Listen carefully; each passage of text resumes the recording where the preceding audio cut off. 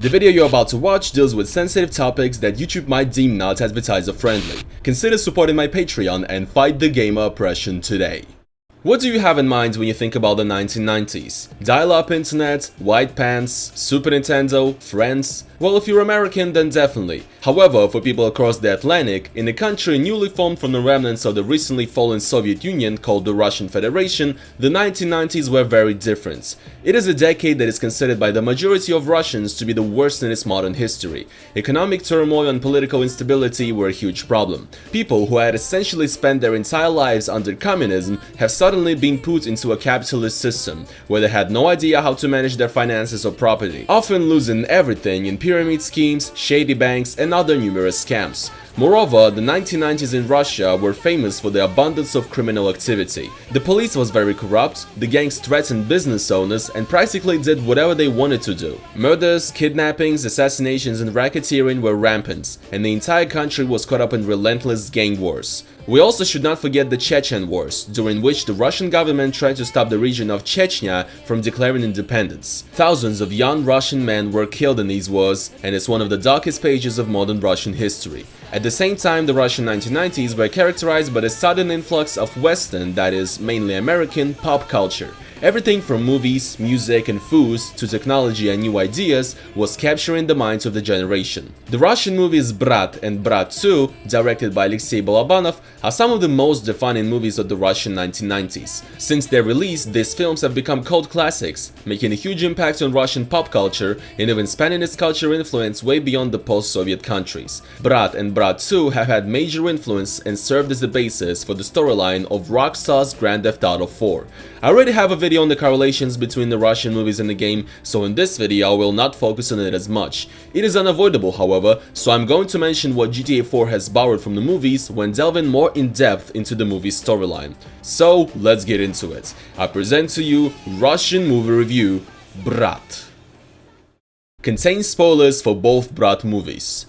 Duh. From the first glance, Brat is a typical Russian 90s criminal drama. It shows the life and the hardships of a gangster living in Russia of the 90s. This is actually a pretty unoriginal premise for a movie, as in the 90s and the first half of the 2000s, the amount of gangster movies with typical Russian gang war stories being released was huge. What makes Brat a cult classic and differentiates it from most other Russian 90s gangster films is its tone. It does not have a happy ending, nor does it imply that the main character is somehow better or morally superior to his foes from the rival gangs. The main character of the movie, Danilo Bagrov, is far from perfect. He's not the smartest guy in the world and seems to always get himself in trouble. He isn't shown as a tolerant, perfect guy that fights for justice and is for everything that's good and against everything that's bad. He has his own prejudices and his own unusual point of view on many things. I might not agree with a lot of what he says in this movie, but nevertheless, I do find myself sympathizing with his character. One of the main themes in this movie, hence being called Brat, is family, kinship and loyalty.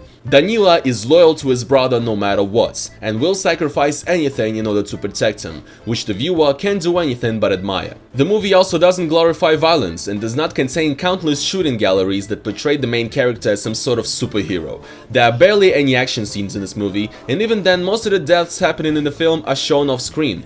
Danila is not an impenetrable marksman that kills bad guys left and right. He is a real person who has real weaknesses. Moreover, what makes this movie special is its authenticity. If you want to have a glimpse into what life in Russia in the 90s was like, this movie is the perfect opportunity. The portrayal of the environment in the city of St. Petersburg in the 90s is phenomenal and stays very true to the atmosphere and the overall mood of the decade. It's really the smallest details and just how run down and unkempt the whole city appears which gives the portrayal of the city such authenticity. Being born in 1998 myself, I've obviously not seen how the city looked like in the 90s, but I've been there multiple times in the 2010s. After the city has been massively renovated and has become a huge tourist attraction, with the city center being as clean and as perfect as any other major city in Europe. The St. Petersburg in Brat, however, is gloomy, dark, dirty, full of creeps and vile people, and really feels like it's straight out of a noir movie. As well, the overall authenticity is also seen in the cast. The main protagonist, Danilo Bagrov, is played by Sergei Bodrov,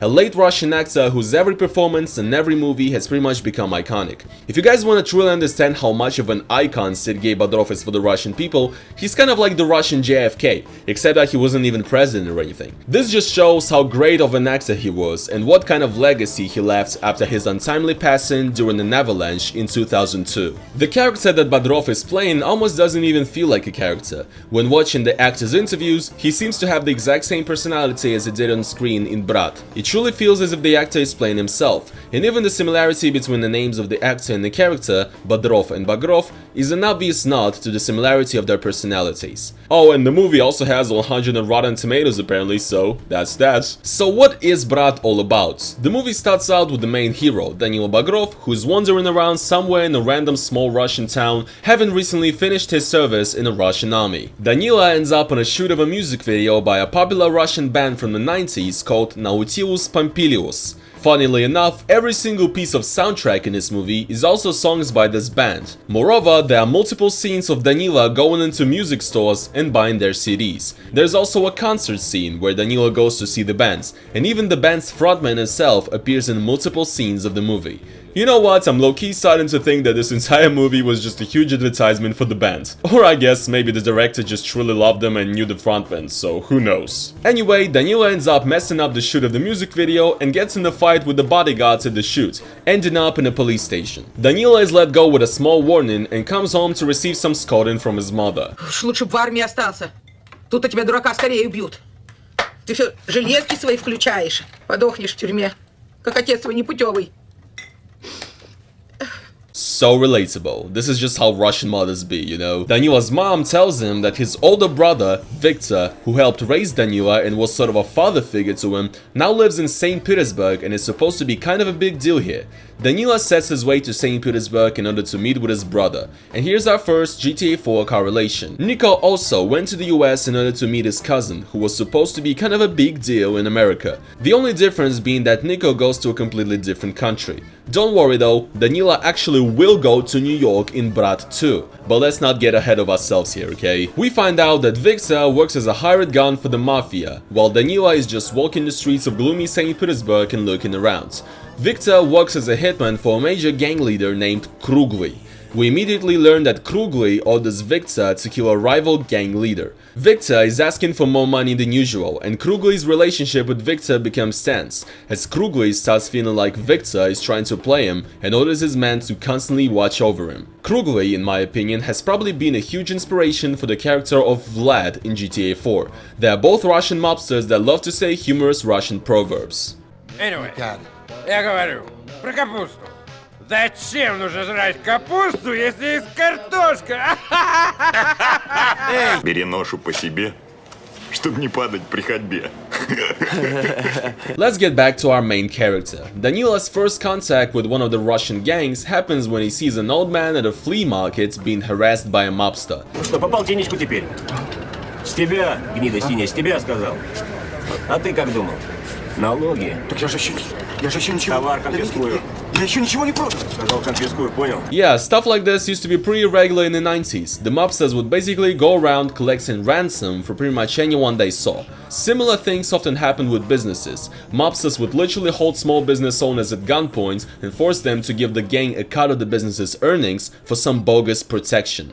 Brat gets the look of a typical Russian gangster in the 90s pretty well. Leather jackets, tracksuits, buzz cuts, and very flashy pants are all there. And you know, just saying, but those bright purple pants would definitely be considered gay as hell by modern Russian gopnik standards. Oh, how times have changed. Danilo knocks the mobster out, gets a gun and meets the old man, who turns out to be homeless. Danilo is also technically homeless at this point in the movie, so the old man gives him shelter, thanking him for the favor of knocking out the mobster. Afterwards, we get a bunch of scenes of Danila meeting more strangers and freaks on the streets of St. Petersburg. This includes a girl named Kat, who is very much into Western culture and makes fun of Danila's love for Russian bands. А что ты тут так угоняешь? Нормально есть что-нибудь? Danila, of course, being a true Russian patriotic Chad, doesn't take her too seriously. The movie Brat, just like any other cult classic movie, is a source of many movie quotes that people in Russia use even to this very day. One of these quotes is from this particular scene. Билеты, пожалуйста. Дает билет? Ваши билеты, пожалуйста. Слышь, ты не русский, что ли? Я даже по-русски говорю. Дает билет? Что Штраф, пожалуйста, платите. Какой штраф, слышь? Я инвалид. Слышь, ты не понимаешь, что ли? Сейчас, Калимар из марта, я. Давай, давай. Заплати штраф. Брат, не убивай, брат. Деньги возьми. Все возьми. Слышь, не убивай, брат. Вот. Не брат, гнида черножопая.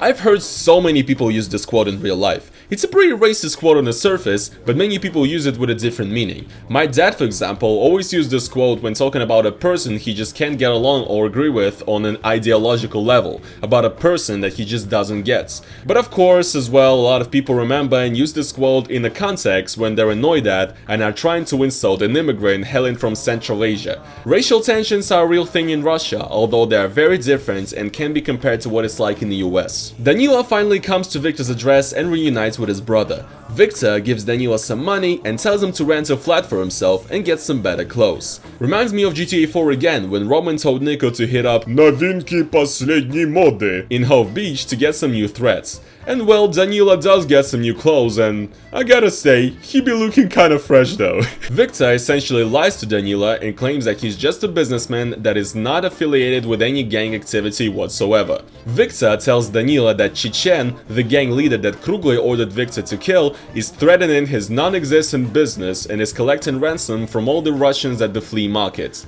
Basically, Victor wants Danila to do his job of killing the mobster for him. This again shows how most characters in this movie are pretty flawed. Victor essentially lies to Danila, manipulates him, and puts him in real danger. To Danila, however, it does not matter, because he puts family above all. He will do anything for his Brat. We get a little montage of Danila preparing some gear for his move on the rival gang boss. He's making some self-made noise bombs and a silencer for his gun. The cinematography in this scene is actually pretty awesome, and in a weird way, it's very Breaking Bad-esque, I would say, almost. I don't know how to describe it exactly, but if you've seen any of the cooking scenes in the show, it's giving me very similar energy. Danila goes to the flea market and disguised to do the deed. Some moments in the scene are pretty interesting as well. Купи арбуз. Вкусный? Отлично, смотри какой. Просто чудо, Вчера сам 7 штук скушал. Сам. Давай. Сколько? 6 тысяч. Сивил. Jesus Christ, man, 6,000 rubles for a watermelon. To compare with modern times, currently 6,000 rubles is about $100. This is a great example of how screwed the Russian economy was in the 1990s. The inflation was terrible. People literally earned millions and hundreds of thousands of rubles per month, with smallest necessities costing tens of thousands. Afterwards in this scene we get some great shots of Russian mobsters and Danila angrily looking at his targets, and then he makes a move. I don't know about you, but this scene is pretty awesome. Like I said, there are barely any action scenes in this movie, and Danila isn't some Scarface type action hero. The action scenes that are there, however, look pretty awesome just due to the whole gritty atmosphere of the movie. As much as I dislike everything that is associated with Russian gangs and mobsters of the 90s, I have to admit, when these guys throw it down, it looks pretty damn cool. Danila escapes the mobsters chasing him by hopping in the tram like an absolute J.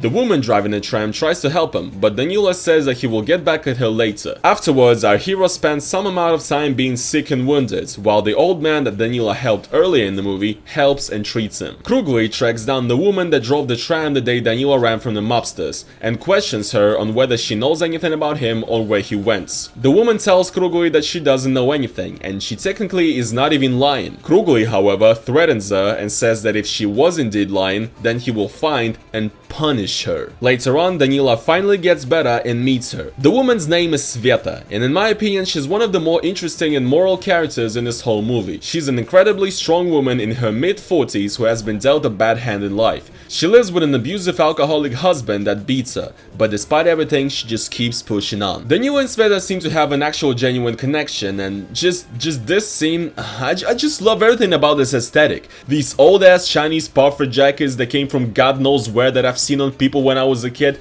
nobody wears these anymore in Russia. This absolutely hideous sweater that Danila is rocking the entire movie, I absolutely love it. It's probably a very Russian thing, and you guys from all over the world might not get it, but just simple shots like this evoke some sort of weird nostalgia inside me. I might have never even lived in the 90s, but I've seen the early 2000s, which were a direct result of everything that's been happening before. This was definitely not a good time in Russian history, but something about it seems so captivating for me. I just can't really put my finger on what it is exactly. Anyway, Danila and Sveta develop a relationship over time. Sveta is pretty reluctant to let Danila know that her husband abuses her, but he realizes it anyway. Their relationship has a really funny dynamic. Sveta is at least 2 decades older than Danila and does not really get his music. For example, at the Nautilus Pompilius concert, she looks straight up terrified. This is basically my girlfriend when I play Death Grips. Katz also meets Danila at the concert and jokes about how Sveta is old enough to be his mom, which visibly annoys her. Мама твоя? Не, А, ну ладно, пока. Чё за соска?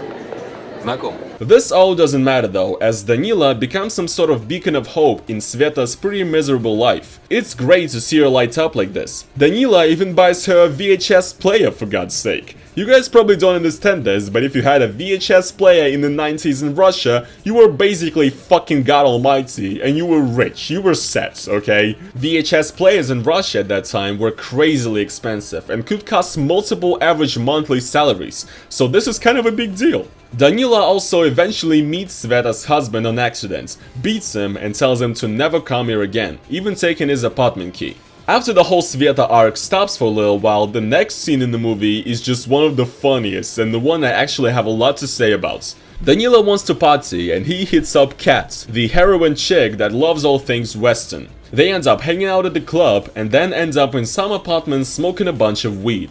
Danila gets pretty high and is not feeling the music. А о чем поют? А тебе не один хер? Кайфово поют. Мне не нравится.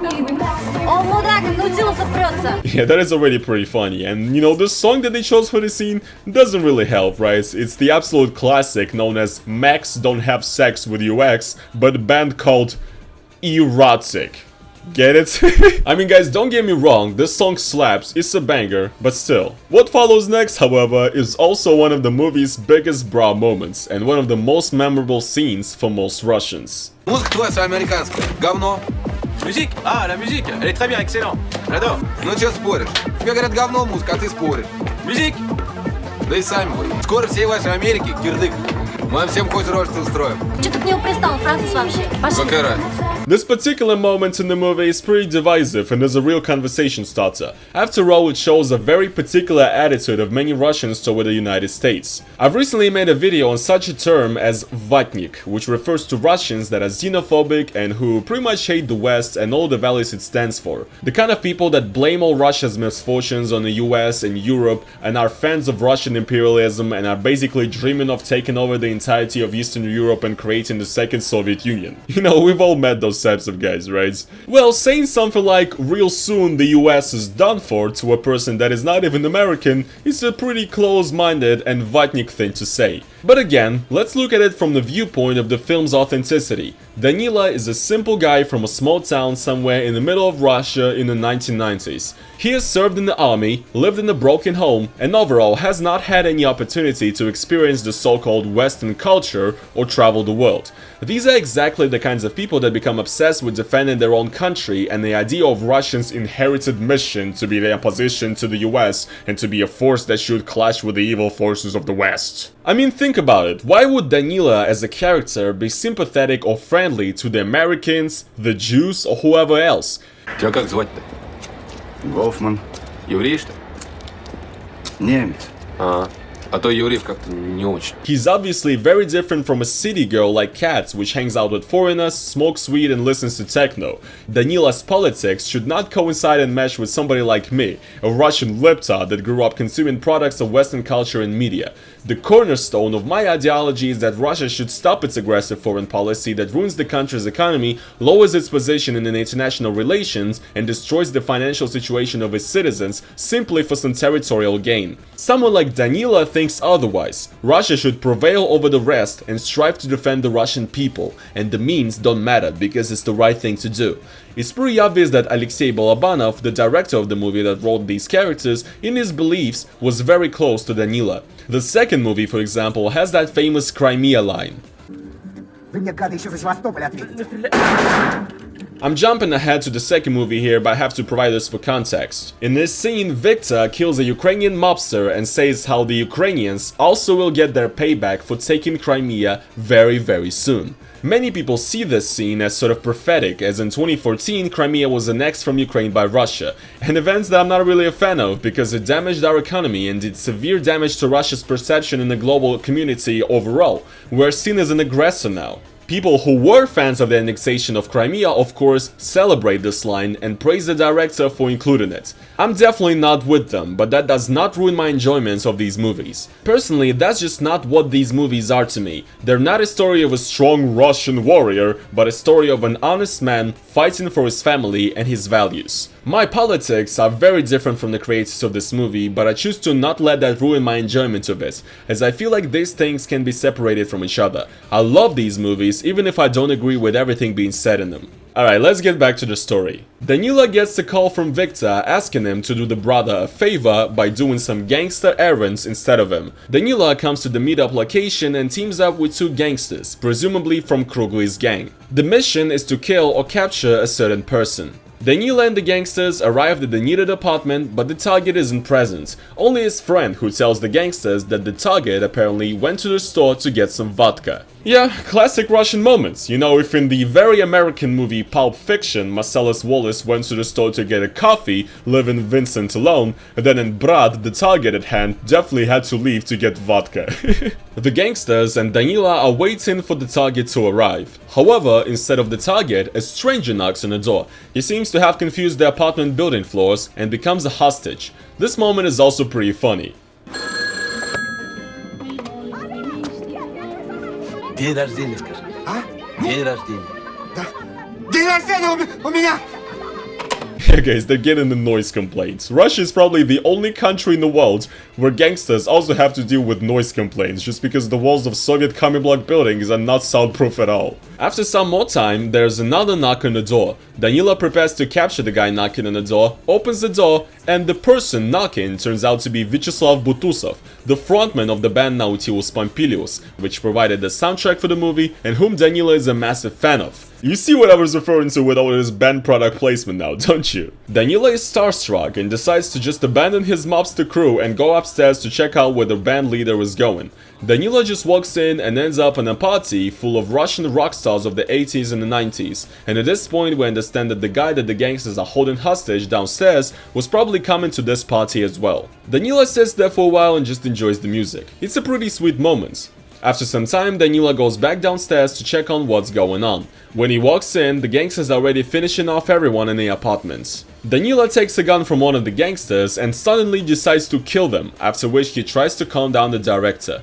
I don't honestly understand the motivation of Danila in this scene. As far as I understand, he just gets inspired by looking at the band frontman and the people he hangs out with and decides that he needs to save the director? Okay, that's nice I guess, but even though he acts pretty nice to the director in this scene, he afterwards forces the guy basically to help him get rid of the bodies from the apartment at the cemetery at night, which is definitely not how this dude was planning his night to go, right?